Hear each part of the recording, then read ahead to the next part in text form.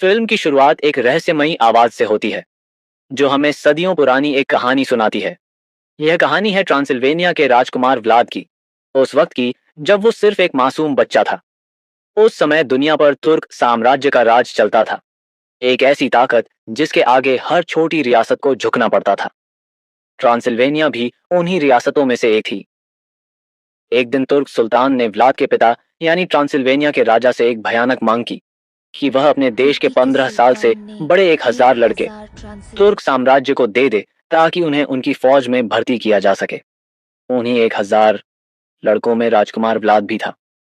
जब उसे जबरदस्ती घर से अलग करके तुर्क फौज के कैंप में ले जाया गया तो उस दिन उसके बचपन की मुस्कान हमेशा के लिए खो गई। वहां उन बच्चों पर बहुत जुल्म होता था। उन्हें बेरहमी से ट्रेनिंग दी जाती थी ताकि वो बिना दिल वाले निर्दयी सिपाही बन सकें, जो बिना सोचे समझे किसी की भी जान ले लें। उसी जुल्म की आग में तपकर वो मासूम राजकुमार समय का सबसे खतरनाक योद्धा बन गया। उसने जंग के मैदान में खून की नदियां बहा दी। वो अपने दुश्मनों को भाले पर चढ़ा देता और उनकी लाशें किले की दीवारों पर टांगा देता। यही तरीका उसकी पहचान बन गया। दुश्मन उसका नाम सुनते ही कांप उठते थे और इस तरह वो मशहूर हुआ व्लाद द इम्पेलर के नाम से, यानी भाले पर चढ़ाने वाला राजकुमार। लेकिन एक समय आया जब ये खूनी योद्धा अपने ही किए गए पापों से थक गया। उसके दिल में सुकून की चाह जागी और वो वापस ट्रांसिल्वेनिया लौट आया। उसने ठान लिया कि अब वो तलवार नहीं बल्कि अपने लोगों की रक्षा करेगा। 10 साल बीत गए। हर तरफ अमन और शांति थी। लोग अपने राजा से बहुत प्यार करते थे और व्लाद के दिल में भी चैन बस गया था। लेकिन किस्मत को कुछ और ही मंजूर था। एक दिन व्लाद और उसके कुछ सिपाही जंगल के रास्ते एक नदी के पास थे कि अचानक उन्हें पानी में किनारे के पास एक लोहे का हेलमेट दिखाई दिया। व्लाद ने उसे उठाया और तुरंत पहचान गया। वो तुर्क सिपाही का हेलमेट था। व्लाद के चेहरे पर चिंता के निशान उभर आए। उसे तुरंत समझ आ गया कि जहां तुर्क सिपाही नजर आए वहां खतरा जरूर होता है। अगर तुर्क यहां तक पहुंच गए हैं तो इसका मतलब है कि सुल्तान के मन में कुछ न कुछ चाल चल रही है। व्लाद ने अपने एक साथी को आदेश दिया, फौरन किले वापस जाओ, सिपाहियों को सावधान करो और पहरे को और मजबूत कर दो। उसे यकीन था कि वो हेलमेट शायद ब्रोकन टूथ पहाड़ से पानी के बहाव के साथ यहां तक आया है। इसलिए वो 2 सिपाहियों के साथ उस पहाड़ की तरफ निकल पड़ा। पहाड़ की चोटी पर पहुंचकर उन्हें एक अंधेरी रहस्यमयी गुफा दिखाई दी। व्लाद ने सोचा जरूर यहां तुर्क सिपाही छिपे हुए हैं, इसलिए वो तीनों उस गुफा के अंदर चले गए। लेकिन अंदर जाते ही उन्हें डरावना मंजर दिखा। जमीन पर इंसानी ढांचे बिखरे हुए थे और हवा में एक अजीब सी बदबू फैली हुई थी। व्लाद की आंखों में हैरानी दौड़ गई। अचानक अंधेरे में कुछ हिला और अगले ही पल एक भयानक साया उन पर टूट पड़ा। वो दरिंदे जैसा इंसान दोनों सिपाहियों को फाड़कर मार डालता है। व्लाद भी मौत के करीब पहुंच जाता है। खुद को बचाते हुए व्लाद कुछ कदम पीछे हटता है। गुफा के मुंह से बाहर आते ही सूरज की तेज किरण उसके चेहरे पर पड़ती है। अचानक वो दरिंदा पीछे हटता है और गुफा की अंधेरे में गायब हो जाता है। व्लाद ने अपनी तलवार की ओर देखा जिस पर उस दरिंदे का खून लगा हुआ था। धूप में वो खून हवा में राख की तरह उड़ गया। व्लाद उसी समय समझ गया कि जो भी था वो सूरज की रोशनी सह नहीं सकता। वो तुरंत किले वापस लौट आता है और पूरा हादसा अपने धार्मिक गुरु को सुनाता है। गुरु पुरानी किताबें खोलते हैं और कई पल सोचने के बाद धीरे से कहते हैं, वो गुफा असल में एक कैद खाना है जहां सदियों पहले एक खूनी वैम्पायर को बंद किया गया था। वो रोम का एक जालिम बादशाह था जिसने ताकत के लालच में शैतान को पुकारा था। शैतान ने उसे अपनी काली शक्तियां दी, लेकिन बदले में उसे उसी गुफा में कैद कर दिया, यह कहकर कि जब तक वो ये ताकत किसी और इंसान को नहीं देता जो इसके काबिल हो और इस ताकत को संभाल सके, तब तक वो हमेशा के लिए उसी अंधेरे में कैद रहेगा। गुरु आगे बताते हैं कि वो दुनिया का पहला वैम्पायर है और लोग उसे मास्टर वैम्पायर के नाम से जानते हैं क्योंकि जनता पहले ही तुर्क फौज से बहुत डरी हुई थी। इसलिए व्लाद अपने गुरु से कहता है कि ये बात किसी को न बताई जाए। फिर सीन बदलता है। व्लाद अपने महल में ईस्टर का त्योहार मना रहा होता है। इसी दौरान एक तुर्क संदेशवाहक राशिद महल में पहुंचता है। हर साल व्लाद तुर्क साम्राज्य को चांदी के सिक्कों का एक संदूक खिराज टैक्स के तौर पर भेजता था। ताकि तुर्क साम्राज्य ट्रांसिल्वेनिया पर हमला न करे। लेकिन इस बार कासिद कहता है, सुल्तान ए आजम का हुक्म है कि इस साल सोना और चांदी देने के साथ साथ अपने इलाके के 1,000 लड़कों को भी हमारे साथ भेजो, ताकि उन्हें ट्रेनिंग देकर तुर्क फौज में शामिल किया जा सके। व्लाद को यह बात कबूल नहीं थी। उसके सलाहकार उसे समझाते हैं कि उसे सुल्तान की बात मान लेनी चाहिए, क्योंकि वो तुर्क साम्राज्य का सामना करने की ताकत नहीं रखते। उसकी पत्नी मरीना उसे कहती है कि वो सुल्तान से खुद जाकर बात करे, क्योंकि जब व्लाद तुर्क फौज में था तब वो और सुल्तान अच्छे दोस्त थे। उसे उम्मीद थी कि शायद सुल्तान उसकी बात मान ले। अगली सुबह व्लाद सुल्तान से मिलने उसके महल जाता है। वो कहता है, उन 1,000 लड़कों की जगह मुझे अपनी फौज में शामिल कर लो। लेकिन सुल्तान उसकी बात मानने से इनकार कर देता है और हुक्म देता है, उन 1,000 लड़कों के साथ अपने बेटे इंग्रिस को भी हमारे साथ भेजो। व्लाद निराश होकर वापस लौट आता है। महल पहुंचते ही तुर्क सिपाही उसके बेटे को लेने पहुंच जाते हैं, लेकिन मिरीना किसी भी हालत में अपने बेटे को तुर्किस्तान भेजने के लिए तैयार नहीं होती।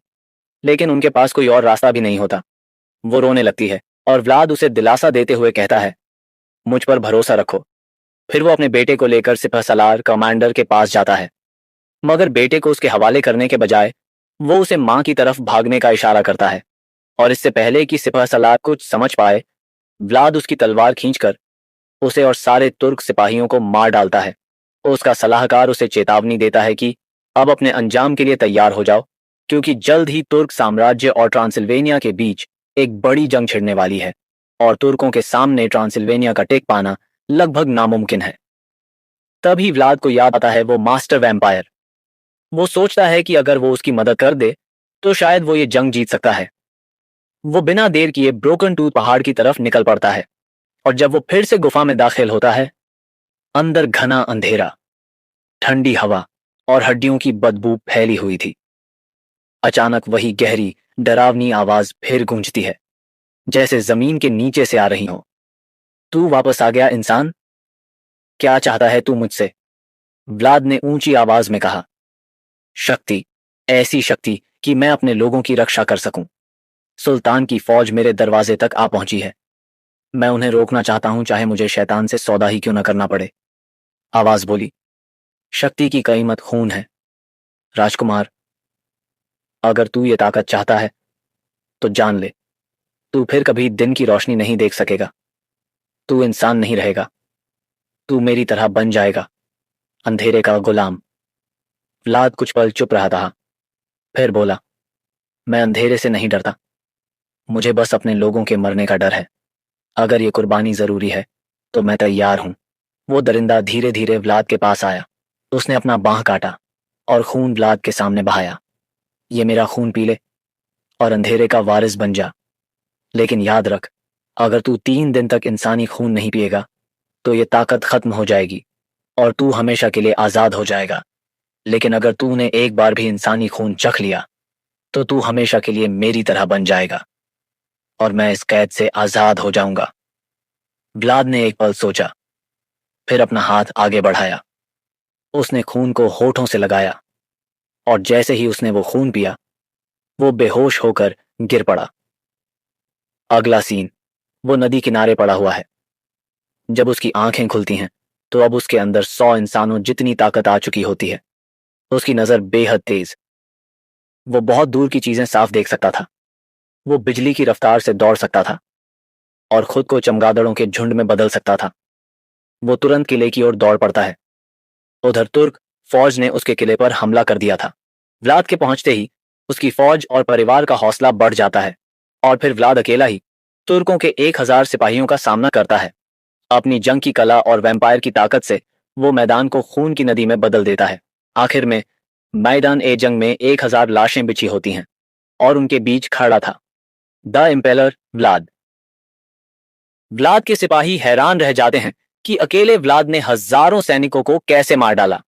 व्लाद उनसे कहता है, इस बारे में कोई कुछ मत पूछो, बस मुझ पर भरोसा रखो। मैं हमेशा तुम्हारी हिफाजत करूंगा। वो तुरंत कोच करने का हुक्म देता है, क्योंकि उसे पता था कि सुल्तान को जब हार की खबर मिलेगी तो वो जरूर दोबारा हमला करेगा। व्लाद अपने लोगों को लेकर ऊंचे पहाड़ पर बने धर्मगुरुओं के मठ की तरफ निकल पड़ता है। रास्ते में जब सब खाना खा रहे होते हैं तो व्लाद को खून पीने की जबरदस्त इच्छा होती है। उसे हर इंसान की धड़कनें साफ सुनाई देने लगती हैं। खुद पर काबू खोने के डर से वो अपने तंबू खेमे में चला जाता है। ये प्यास हर पल बढ़ती जाती है। जब वो अपनी पत्नी मरीना के साथ होता है तो एक पल के लिए वो काबू से बाहर हो जाता है, मगर आखिरी लम्हे में खुद को रोक लेता है। खेमे से बाहर निकलते ही उसे एहसास होता है कि कोई उसका पीछा कर रहा है। वो एक जिप्सी बन जा रहा था। जिप्सी उसे बताता है कि वो व्लाद का नहीं, बल्कि उसके ऊपर उड़ रहे चमगादड़ों का पीछा कर रहा था। चमगादड़ों को देखकर उसे समझ आ गया था कि व्लाद के अंदर वैम्पायर की ताकतें हैं। वो व्लाद से कहता है कि वो उसका सेवक खादिम बनना चाहता है और अपना हाथ काटकर उसे अपना खून पेश करता है, लेकिन व्लाद गुस्से में उसे वहां से भगा देता है। अगले दिन सुल्तान अपनी फौज के साथ ड्रैकुला किले तक पहुंचता है। वहां का भयावह नजारा देखकर उसकी रूह कांप जाती है। सारे सैनिकों को भालों पर टांगा गया था। सिर्फ एक सिपाही जिंदा छोड़ा गया था ताकि वो सुल्तान तक व्लाद का संदेश पहुंचा सके। व्लाद जल्द ही उसके लिए खुद आने वाला है। उधर व्लाद ने खुद को चांदी की मदद से कमजोर कर रखा था ताकि उसकी प्यास किसी को नुकसान न पहुंचा सके। मरीना उसके पास आती है और देखती है कि व्लाद की पीठ पर पुराने जख्म पूरी तरह गायब हो चुके हैं। मरीना के पूछने पर व्लाद उसे मास्टर वैम्पायर से हुई मुलाकात के बारे में सब कुछ बता देता है। तभी उसका करीबी दोस्त डिमिट्रो अंदर आता है और बताता है कि दुश्मन की फौज बहुत करीब पहुंच गई है, क्योंकि सूरज अभी आसमान में और व्लाद बाहर नहीं निकल सकता था। इसलिए वो मरीना से कहता है, तुम आगे बढ़ो, मैं रात होते ही तुम्हें मिलूंगा। मरीना बाहर जाकर डिमिट्रो से झूठ बोलती है कि व्लाद पहले ही निकल चुका है ताकि उसका राज गुप्त रहे। फिर वो सब वहां से निकल जाते हैं। रात होती है। व्लाद तंबू से बाहर निकलता है। उधर तुर्क फौज ने व्लाद के लोगों पर हमला कर दिया था। व्लाद अपनी बिजली जैसी तेजी और अलौकिक ताकत से उन्हें बचाने की कोशिश करता है, मगर नाकाम रहता है। सिपह सालार कमांडर अंतिम वार करने ही वाला होता है कि व्लाद अचानक पहुंचकर उसे खाई में फेंक देता है। व्लाद सबको लेकर पहाड़ी मठ में पहुंचता है और कहता है कि सब लोग तुर्क फौज से लड़ने की तैयारी करें। उधर सुल्तान को जब पता चलता है कि व्लाद के पास अजीब सी ताकतें हैं, तो वो एक खतरनाक योजना बनाता है। वो अपने सभी सैनिकों की आंखों पर पट्टियां बांध देता है ताकि कोई व्लाद का भयानक रूप देखकर डर न जाए, और खुद उन्हें लेकर मठ की ओर बढ़ता है। इधर मठ में व्लाद के अपने लोग ही उस पर शक करने लगते हैं। जब व्लाद तंबू से बाहर निकल रहा होता है तो धर्मगुरु उसे देखते हैं कि वो सूरज की रोशनी से भाग रहा है। गुरु समझ जाते हैं कि अगर व्लाद पूरी तरह वैम्पायर बन गया तो इंसानियत का अंत तय है। वो व्लाद से कहते हैं, इंसानियत की खातिर मर जाओ, मगर व्लाद इनकार कर देता है क्योंकि तुर्क फौज अभी भी जिंदा खतरा थी। तब गुरु तंबू को तलवार से चीर देता है और सूरज की रोशनी व्लाद पर पड़ते ही उसका शरीर जलने लगता है। उसे जलता देख लोगों का शक यकीन में बदल जाता है। वो व्लाद को मारने के लिए पूरा तंबू आग के हवाले कर देते हैं। मरीना सबको समझाने की कोशिश करती है कि व्लाद ने यह सब उनकी रक्षा के लिए किया है, मगर कोई उसकी बात नहीं सुनता। आखिरकार व्लाद जला हुआ चेहरा ले तंबू से बाहर आता है। वो गुस्से से लोगों को देखता है और कहता है, मैं वैम्पायर तुम्हारी हिफाजत के लिए बना और तुमने ही मुझे जलाने की कोशिश की। फिर भी वो उन्हें कहता है, तुर्क फौज से लड़ने के लिए तैयार रहो, और वहां से चला जाता है। व्लाद चर्च में जाता है और भगवान से प्रार्थना करता है, मुझे ये बचा हुआ एक दिन बिना किसी का खून पिए गुजारने की ताकत दे। चर्च से निकलकर वो मरीना से मिलने जाता है। इस वक्त तक तुर्क फौज किले के करीब पहुंच चुकी थी। व्लाद मरीना से कहता है, सूरज उगते ही मेरी ताकतें खत्म हो जाएंगी, इसलिए मेरे पास बस आज की रात बची है। मरीना कहती है कि वो मरते दम तक उसके साथ कंधे से कंधा मिलाकर लड़ेगी। व्लाद अपने सिपाहियों को जंग की तैयारी करवाता है। तभी उसकी नजर ऊपर उड़ते चमगादड़ों पर पड़ती है। वो उनका पीछा करते हुए मठ के एक हिस्से में पहुंचता है जहां लाखों चमगादड़ आसमान को ढक कर बैठे थे और अपने मालिक के इशारे का इंतजार कर रहे थे। व्लाद उनकी हलचल को अपने दिमाग में महसूस करता है। वो हाथ उठाता है और सारे चमगादड़ सक्रिय हो जाते हैं। वो चमगादड़ों की फौज लेकर तुर्क सैनिकों पर हमला कर देता है। चमगादड़ मौत के परिंदों की तरह तुर्कों पर टूट पड़ते हैं और चारों तरफ खौफ और तबाही मच जाती है। व्लाद की नजर सुल्तान पर पड़ती है, जो अपने सैनिकों का हौसला बढ़ा रहा था। वो सोचता है कि अगर सुल्तान को मार दे तो जंग तुरंत खत्म हो जाएगी। लेकिन सुल्तान भी चालाक था। उसने अपनी पोशाक में एक और सिपाही भेजा था और खुद दूर से सब देख रहा था। सुल्तान अपने सिपहसालार के साथ कुछ सैनिकों को किले में भेजता है, जहां मरीना और इंग्रिस मौजूद थे। सिपाही इंग्रिस को पकड़ लेते हैं और मरीना को किले से नीचे फेंक देते हैं। व्लाद पूरी ताकत लगाकर मरीना को बचाने की कोशिश करता है, मगर वो बच नहीं पाती। मरीना को मरता देख सुल्तान और उसके बचे हुए सैनिक इंग्रिस को लेकर वहां से चले जाते हैं। मरीना जब आखिरी सांसें ले रही होती है, वो व्लाद से कहती है, सूरज डूबने में थोड़ा ही वक्त बचा है, तुम मेरा खून पी लो, पूरी तरह वैम्पायर बन जाओ, ताकि हमारे बेटे इंग्रिस को सुल्तान की कैद से आजाद करा सको। व्लाद दिल पर पत्थर रखकर वैसा ही करता है। वो मरीना का खून पीता है और अपनी पूर्ण वैम्पायर शक्ति हासिल कर लेता है और बन जाता है दुनिया का सबसे ताकतवर वैम्पायर, ड्रैकुला। व्लाद के होंठों पर अभी भी मरीना के खून का स्वाद बाकी था, और उसी पल वो प्राचीन गुफा जहां सदियों से मास्टर वैम्पायर कैद था, हिलने लगती है। लोहे की जंजीरें टूट जाती हैं और सदियों का अंधेरा आजाद हो जाता है। उसके साथ ही जन्म लेता है ड्रैकुला। ड्रैकुला वापस मठ में पहुंचता है। जहां कभी डर और हार का सन्नाटा था, अब वहां एक भयावह खामोशी थी। वो बचे हुए लोगों के पास जाता है और अपने खून की कुछ बूंदें उनके होंठों पर टपकाता है। क्षण भर में सबकी आंखें लाल हो जाती हैं और उनके शरीर में आग की तरह शक्ति दौड़ जाती है। अब वे सब उसके जैसे बन चुके थे, अंधेरे के सैनिक। अगली सुबह ड्रैकुला अपनी पत्नी मीरीना की अंतिम क्रिया करता है। आसमान पर सूरज चमक रहा था, पर जैसे ही ड्रैकुला ने नजर उठाई, घने बादलों ने पूरा आसमान ढक लिया, मानो खुद सूरज भी अंधेरे से डर गया हो। युद्ध शुरू होता है। ड्रैकुला अपनी नई सेना के साथ तुर्कों पर टूट पड़ता है। आसमान चमगादड़ों से भर जाता है। तलवारें, भाले, इंसान सब धूल बनकर उड़ जाते हैं। ड्रैकुला तुर्क सेनापति को ढूंढ निकालता है और एक ही वार में उसका सिर कलम कर मीरीना का बदला ले लेता है। फिर वो सुल्तान के शिविर की ओर बढ़ता है। अंदर सुल्तान ने उसके बेटे इंग्रिस को कैद कर रखा था और पूरी तंबू में चांदी के सिक्के बिछाए थे, ताकि ड्रैकुला कमजोर पड़ जाए। ड्रैकुला और सुल्तान के बीच भयंकर लड़ाई शुरू होती है। सुल्तान की तलवार चांदी की थी, जो ड्रैकुला की त्वचा को जला रही थी। व्लाद जमीन पर झुक गया था। सुल्तान ने हंसते हुए कहा, आखिरकार शैतान भी इंसान के आगे झुक गया। वो लकड़ी का नुकीला टुकड़ा व्लाद की छाती में घोंपने ही वाला था कि अचानक व्लाद गायब हो गया। पल भर बाद वो सुल्तान के पीछे प्रकट हुआ और वही लकड़ी उसकी छाती में घुसा दी। सुल्तान की चीख गूंज उठी और ड्रैकुला उसका खून पीकर उसे हमेशा के लिए खामोश कर देता है। बाहर बाकी वैम्पायर सारी तुर्की सेना का सफाया कर चुके थे। जमीन पर सिर्फ लाशें और बहता हुआ खून था। उनमें से एक वैम्पायर बोला, अब अपने बेटे को भी मार दो, ताकि इंसानियत से आखिरी रिश्ता भी खत्म हो जाए। व्लाद की आंखों में दर्द चमक उठा। उसने सख्ती से इनकार किया। एक वैम्पायर इंग्रिस की तरफ बढ़ा, लेकिन व्लाद ने उसका दिल नोचकर उसे वहीं मार डाला। वो दहाड़ कर बोला, जो मेरे बेटे के पास आया, मौत उसकी तय है।